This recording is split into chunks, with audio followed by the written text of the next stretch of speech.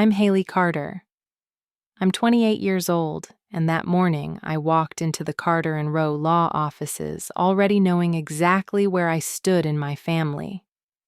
It had been that way since I was a teenager. The Carter family didn't hide their disappointment in me. They wore it like perfume, heavy and suffocating. I wasn't part of the Carter group, didn't wear tailored suits or attend charity galas. I chose a camera instead of a business degree. I chose long afternoons chasing light instead of chasing deals. I could feel their eyes on me as I entered the conference room. Aunt Evelyn sat tall at the head of the table.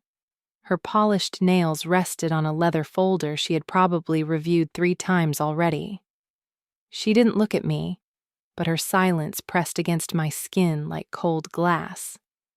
Brandon, her golden boy, lounged in his chair, tapping his fingers on the armrest with the kind of confidence that belonged to someone who had never been questioned. Melissa sat close to him, her lips curled into a polite smile, but her eyes flickered with something else. They saw me as the failure, the artist, the one who had traded profit for passion. The lawyer Harold Davis greeted everyone and adjusted his papers. His voice was steady, but I noticed the small pause before he began. Maybe he felt sorry for me, or maybe he didn't. I sat at the far end of the table, away from the glossy power suits and quiet smugness. My chair wobbled a little as I settled into it. It didn't seem to bother anyone else. As Harold listed the assets, the room buzzed with quiet anticipation. Aunt Evelyn's estate in Connecticut, Brandon's vintage car collection, Melissa's art holdings, each piece carefully selected by Uncle Henry over the years. My name hadn't been mentioned yet, but I wasn't surprised. I didn't expect much. Maybe a camera, maybe a few kind words written on paper. Just something to tell me I hadn't been forgotten. Harold's voice didn't change as he turned another page. To my niece, Hayley Carter, I leave the sum of $10. Silence fell for a heartbeat, sharp and heavy. Then Brandon let out a sharp laugh. Melissa's shoulders shook as she tried to hold hers in. Aunt Evelyn didn't laugh, but her satisfied nod said enough. Brandon couldn't help himself. He leaned toward me, his grin wide and cruel. What are you going to do with that fortune, Hayley? Maybe buy yourself a fancy coffee. Their laughter filled the room like smoke. It curled into my chest and burned deep. I wanted to vanish, to slip through the floor and leave them there with their glossy smiles and hollow hearts. I sat perfectly still. I made sure my hands didn't tremble as I folded them in my lap. I told myself to breathe, to stay quiet, to hold whatever was left of my dignity together. Melissa wiped the corner of her eye, pretending to compose herself. Brandon was still shaking his head, mumbling about parking fees and overpriced muffins. Aunt Evelyn finally looked at me. Her gaze was cool, almost bored. Well, dear, perhaps now you understand the value of practical choices. Her words landed like stones, smooth and practiced, meant to crush without raising her voice. I kept my eyes steady. I wanted to scream. I wanted to throw something across the table. But more than anything, I wanted them to stop seeing me as less. I wanted to leave before they could enjoy my humiliation any longer. I turned to Harold and asked if he had the check ready. My voice was calm. He nodded quickly, almost apologetically. I told him I would collect it later. I wasn't in a hurry. The rest of the reading blurred as Harold went through minor bequests and smaller properties. I heard nothing. The only thing I felt was the tight grip of shame clenching inside me.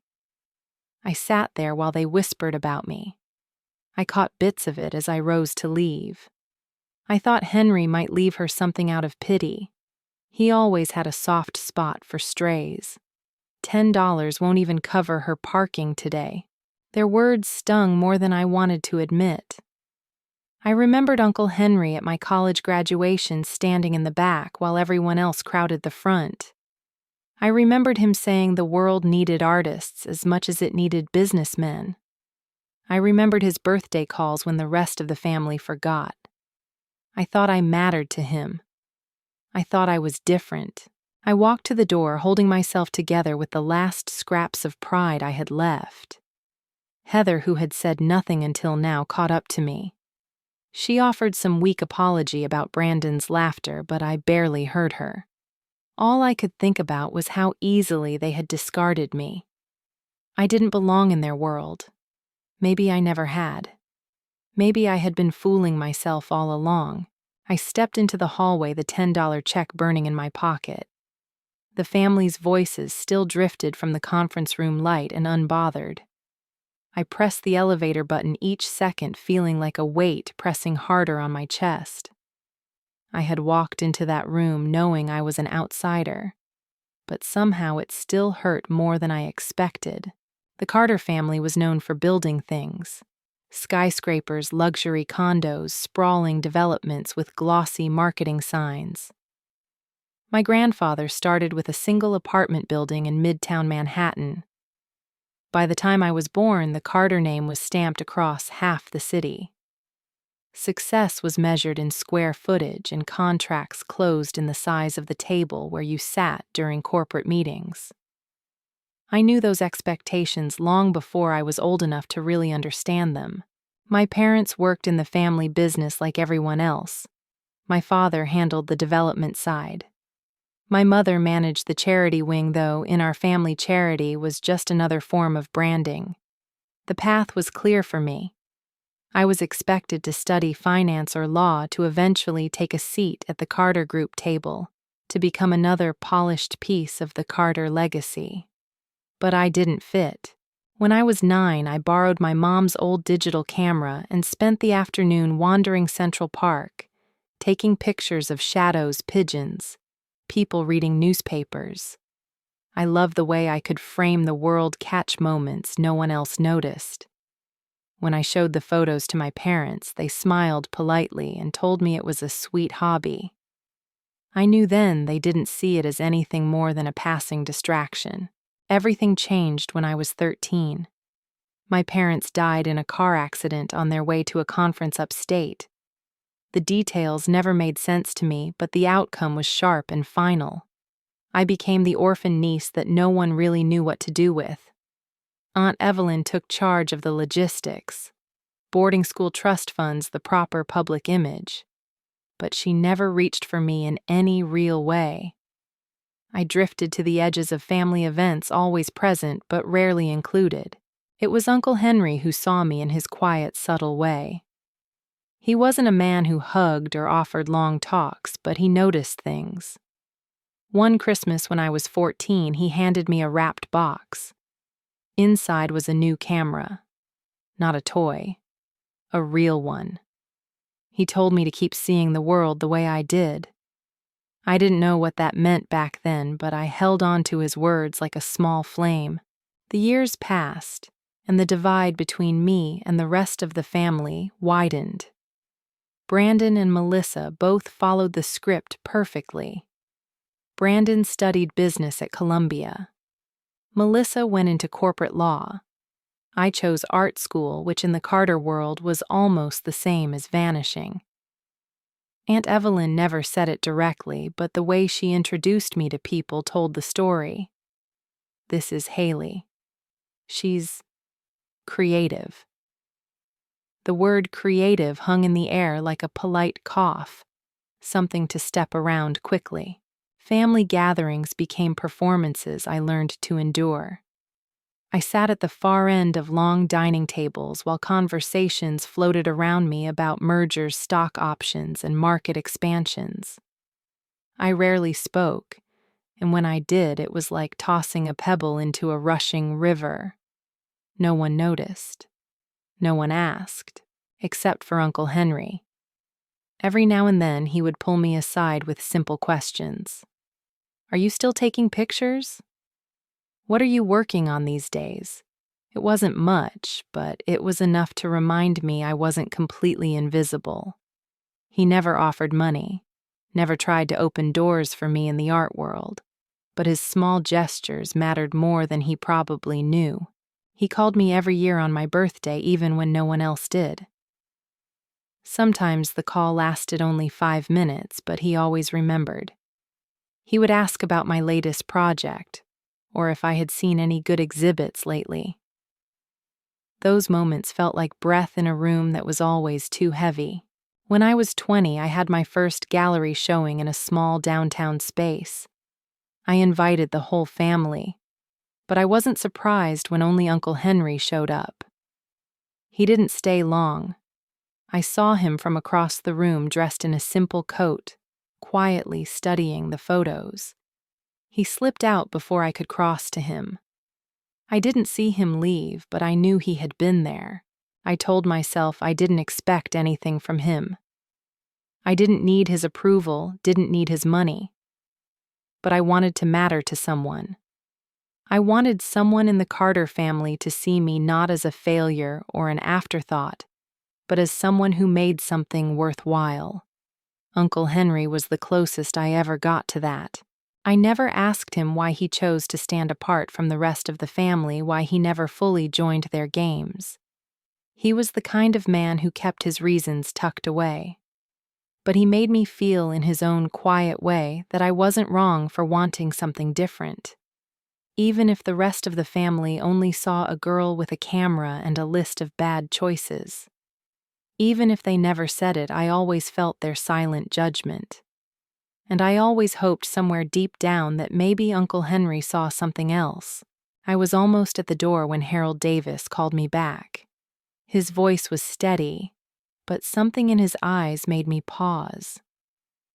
The rest of the family gathered their things, still buzzing with quiet laughter, still savoring the $10 joke they thought would follow me forever. Brandon smirked as he walked past me. Melissa didn't even bother to look in my direction. Aunt Evelyn offered a short nod, satisfied with how the day had gone. They left confident that the story was over. Harold waited until the door clicked shut behind them. The room felt strangely still without their voices filling it. He motioned for me to sit again. I hesitated, not sure I wanted to hear more. I already knew where I stood in this family. I had no interest in dragging the moment out, but Harold's expression softened in a way I hadn't seen before. I think you should see this now. He reached into his briefcase and handed me a sealed envelope. My name was written across the front in handwriting I knew immediately. It was Uncle Henry's writing. My heart thudded against my ribs as I turned the envelope in my hands. I asked Harold if I should open it now. He gave a small nod. I slid my finger under the flap and carefully unfolded the letter inside. The words blurred for a second before they came into focus. Uncle Henry explained that the $10 inheritance was deliberate. He called it a decoy, a necessary shield to protect me from the rest of the family. He wrote that if they had known the truth, they would have come for me in ways I wasn't ready for. He knew their hunger, their need to control, and he wanted me to have space to breathe before facing them. I kept reading. He told me that I was his true heir. The bulk of his estate, all $400 million, would pass to me. The real inheritance included majority shares in Carter Group properties I didn't even know he owned and private investments. But it wasn't just a gift. It came with conditions. I had to continue my photography career for at least 10 years. If I stopped, everything would go to charity. He said the work mattered more than the wealth. There was another condition. I had to lead the Carter Foundation.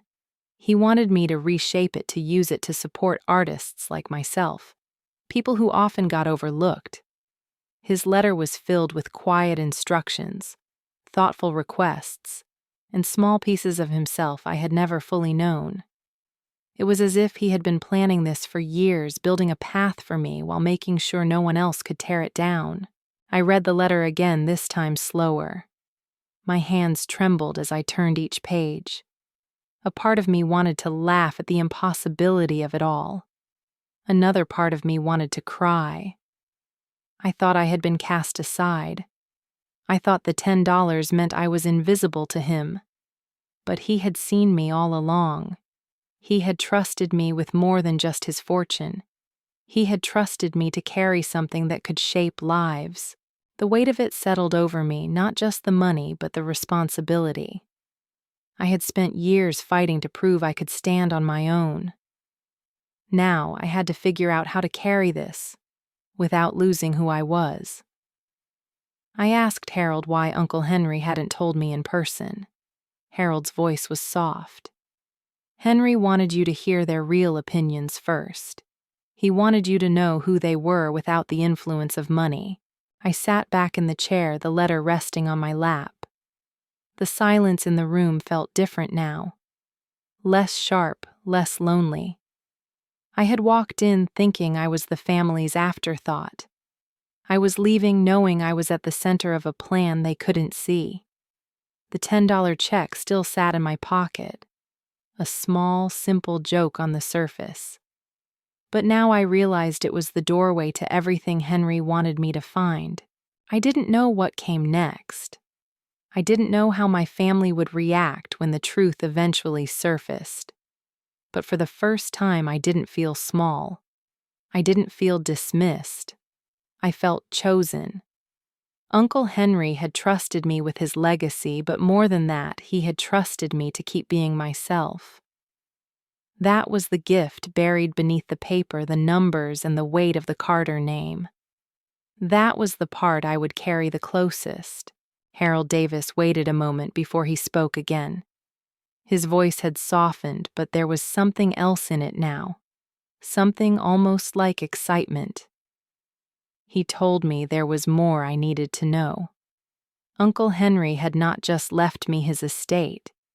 He had been quietly following my work for years. Harold reached into his file and pulled out a list of names. They looked like random buyers at first, but as he pointed to each one, the pattern came into focus. Those names were aliases. Uncle Henry had created entire identities just to buy my photographs. He told me Henry had gone to my exhibitions in disguise. He had worn simple clothes hats, pulled low, sometimes glasses he didn't need. He would stand in the back just like I remembered and watch without speaking. He didn't want me to know. He didn't want to influence me or make me feel obligated to change. He had been there the whole time watching me build something on my own. He wanted me to believe I had done it by myself. The weight of it landed slowly. It was like a door I didn't know existed had just opened. I thought I had struggled alone. I thought I had scraped by on my own strength, but he had been there in the shadows, making sure I didn't fall too hard. Harold told me there was a place Uncle Henry wanted me to see. He had arranged for me to visit a studio one no one else in the family knew about. It was part of a penthouse he owned under another name. When I walked into the penthouse, I couldn't breathe for a second. The walls were covered with my photographs. They were carefully framed, perfectly lit, and arranged in order from my earliest student work to the newest pieces I had barely shown. The first photo I ever sold hung near the entrance. Pictures I thought had disappeared into storage now stood in gold frames under soft lighting. The entire space was a living map of my growth, a story told in color and shadow. I walked through each room slowly, touching the frames as I passed. There were photos from my college days, from my first street photography series, from my quiet personal projects I thought no one cared about. He had them all. Some had small notes beside them in his handwriting. Just dates, sometimes, locations, sometimes a few words, like beautifully framed or caught perfectly. It was like hearing his voice again, steady and proud, hidden in the details. There was a desk in the main room. On top of it sat a leather-bound portfolio. I opened it carefully and found more photos. These were unpublished, unedited, raw moments I had forgotten about. Mixed in were photographs I had taken at family events, small, quiet pictures that captured things I never realized he noticed. I found a photo I had taken of him once standing by a window during a Thanksgiving dinner looking out over the skyline. I remembered taking it without thinking much of it. It sat in this collection like the quiet center of the whole room. The air felt heavy with him. I wanted to cry, but the tears didn't come yet. The realization was too big, too layered to feel all at once. I had spent years trying to prove I mattered without needing their approval, and he had given me exactly that. He had let me fight for my own ground, but he had never left me completely alone. He had believed in me the entire time, and somehow that belief had mattered more because he never used it to control me. Harold explained that Henry had been deliberate. He didn't want me to owe him. He didn't want me to wonder if my work was only valuable because of his money. He wanted me to find my own confidence before I found the truth. I stood in that studio surrounded by my own work, and for the first time I saw it the way he must have seen it. I saw the thread that connected each piece. I saw the growth, the risks, the way I had taught myself to see. I had walked into that studio thinking I was a footnote in the Carter family. I walked out knowing I was the story Uncle Henry had been writing quietly all along. He had used his wealth not to shape me, but to shield me. He had used his power to clear a path, not to pull me onto one I didn't choose. I didn't know how I would face my family with this knowledge. I didn't know when or how to tell them. But I knew one thing now with absolute certainty. I was never forgotten. I was never dismissed by him. I was his legacy, not the buildings or the balance sheets, but the collection he built in secret. And that changed everything. 1 month later, I walked into Aunt Evelyn's house like I always had. No one looked twice. No one expected anything from me. The dining room was set for a formal lunch, the kind where the silverware sparkled, but the conversation always left me cold. Brandon greeted me with the same casual smugness he had worn all his life. He launched into a story about his promotion, proudly announcing that he had been offered a seat on the Carter Group's expansion committee. His voice filled the room like it belonged there. Melissa smiled at him, nodding like she believed every word he said mattered more than the people around him. Aunt Evelyn praised his dedication, her eyes glancing over me as if I were an empty chair. No one asked me about my work. No one asked me anything at all. I had learned to sit quietly, to sip my coffee and let their words wash over me like static. But this time I wasn't here to belong. I was here to wait. When Harold Davis arrived, no one seemed surprised. Aunt Evelyn assumed he was there to discuss final estate details. She welcomed him with her usual stiff courtesy. Brandon barely paused in his story about a new real estate deal. Melissa didn't even stop scrolling through her phone. Harold set his briefcase on the sideboard and waited until there was a break in their chatter. He asked if he could speak to the family before the meal. Aunt Evelyn motioned for him to go ahead. She folded her hands neatly in her lap, her expression calm, but watchful. Harold opened the briefcase and pulled out a single folder. His words were simple. He was there to confirm the legal transfer of majority shares in Carter Group. He paused, letting the weight of that sink in. Brandon sat up straighter. Melissa finally looked away from her phone. Aunt Evelyn narrowed her eyes, already calculating. Harold continued. The shares were now under my name. I was the new majority shareholder. For a moment, no one moved. The words hung in the air, too heavy to catch quickly. Brandon blinked as if he had misheard. Melissa's mouth parted, but no sound came out. Aunt Evelyn's lips pressed into a thin line, but her composure cracked just enough for me to see the shock underneath. Brandon was the first to speak. He asked if this was a mistake. He asked if the papers had been misfiled. Harold calmly said everything had been reviewed and signed according to Henry's wishes. Melissa demanded to know why none of them had been informed sooner. Harold simply said the process had been handled privately in line with Henry's instructions. He never looked at me while he spoke. He didn't need to. Aunt Evelyn turned to me. Her voice was smooth, but there was a sharp edge buried in it. She asked if I had known all along. I met her gaze and said I had only learned the full details recently. I didn't offer more. I didn't explain. I let the silence settle. Brandon tried to recover, suggesting we should work together now as family, as partners. He said we could find a way to keep the company strong. I smiled at him, not wide, not cruel, just enough to let him see that I didn't need his invitation. Melissa asked if I planned to sell the shares. She looked at me like I was holding something I wasn't smart enough to keep. I told her I hadn't made any decisions yet. It wasn't a lie. I was still deciding how much of their world I wanted to touch. Aunt Evelyn sat quietly watching me, measuring something I couldn't read yet. She thanked Harold for his time, her voice clipped and formal. She didn't look at me again. After Harold left, the conversation stumbled forward, but the rhythm was gone. Brandon kept glancing at me like I was a problem he didn't know how to solve. Melissa retreated into her phone again, but her shoulders were stiff now. Aunt Evelyn excused herself early, leaving the table without finishing her tea. I stayed a little longer, sipping my coffee, watching them try to adjust to the new shape of the room. They still thought I was weak. They still thought I didn't understand power.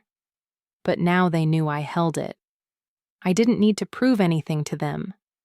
I didn't need to explain how Uncle Henry had planned this, or why he chose me. I just needed to show up and let the truth land quietly where it mattered. The reversal wasn't loud.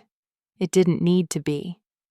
It unfolded in small glances, unfinished sentences, and the space they now had to fill without knowing what I would do next. And that was enough.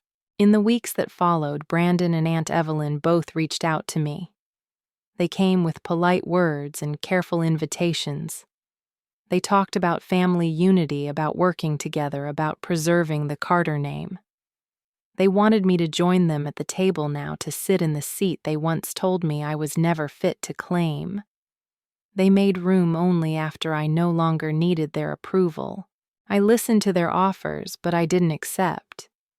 I had spent too many years trying to belong to something that had never truly seen me. I wasn't angry anymore. I wasn't even disappointed. I just didn't feel the pull to prove myself to them. I realized I could manage what I had inherited without stepping into their daily world. I didn't need the meetings, the boardrooms, or the small battles over power that used to define them. I chose to oversee the Carter assets from a distance. I made sure the right people were in place to protect the company's health, but I didn't insert myself into the strategy sessions or the family debates. Brandon sent updates. Aunt Evelyn suggested family councils. I kept the conversations polite but brief. They didn't understand this quiet choice. They expected me to either take over or walk away. They didn't see the third option. I was still here, just not on their terms. Instead, I focused on building something that mattered to me.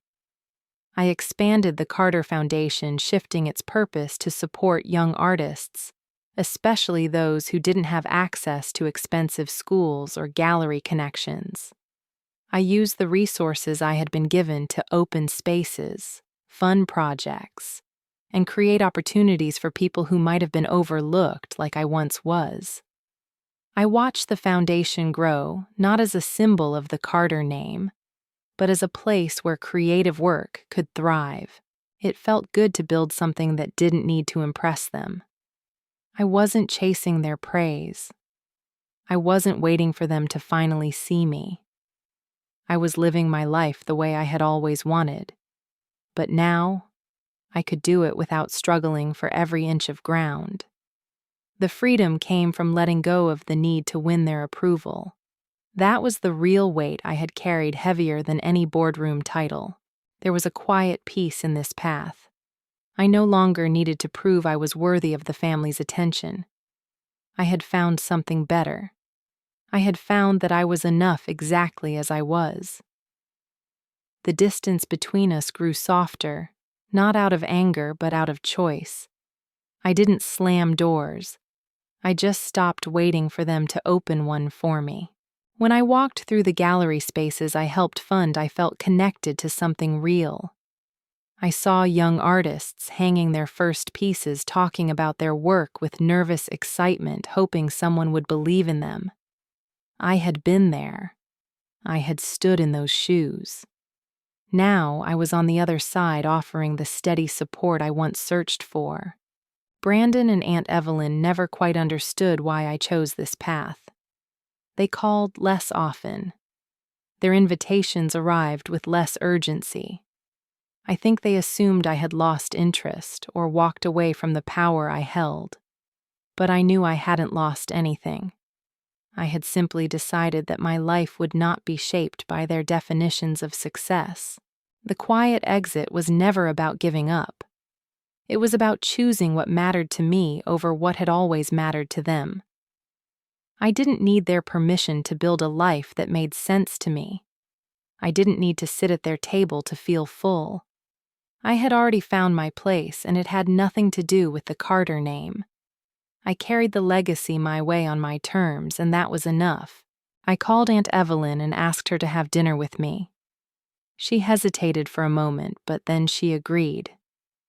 We met at a quiet place away from the usual noise, away from the rooms where we had always played our parts. When she arrived, she looked more tired than I remembered. There was something softer in her face, something I had never seen when I was younger. I asked her how she had been. She smiled, but it didn't quite reach her eyes. She told me the family had always carried a weight.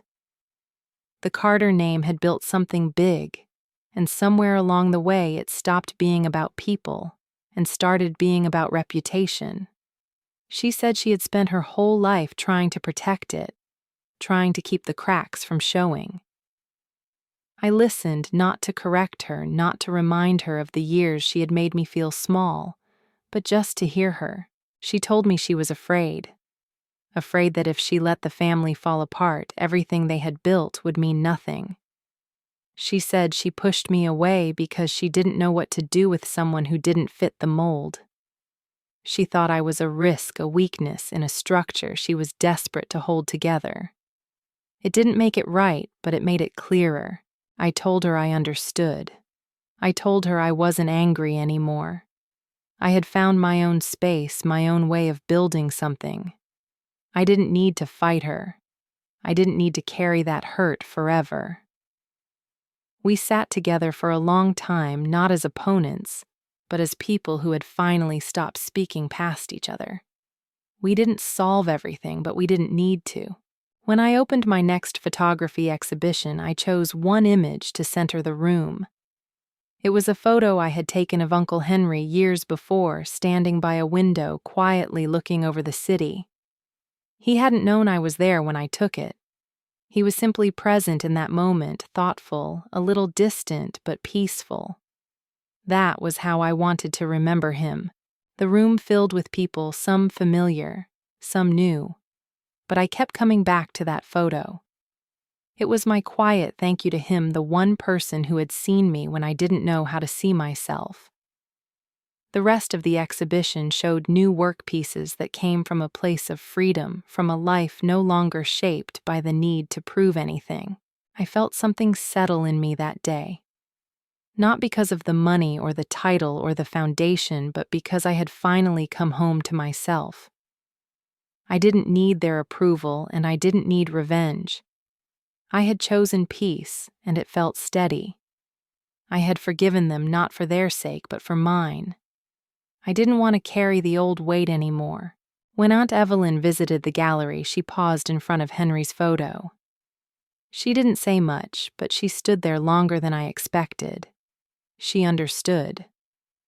Sometimes peace looks like an old photograph, quietly hanging on the wall, asking nothing but to be seen. I had found mine. I had found myself, and that was enough.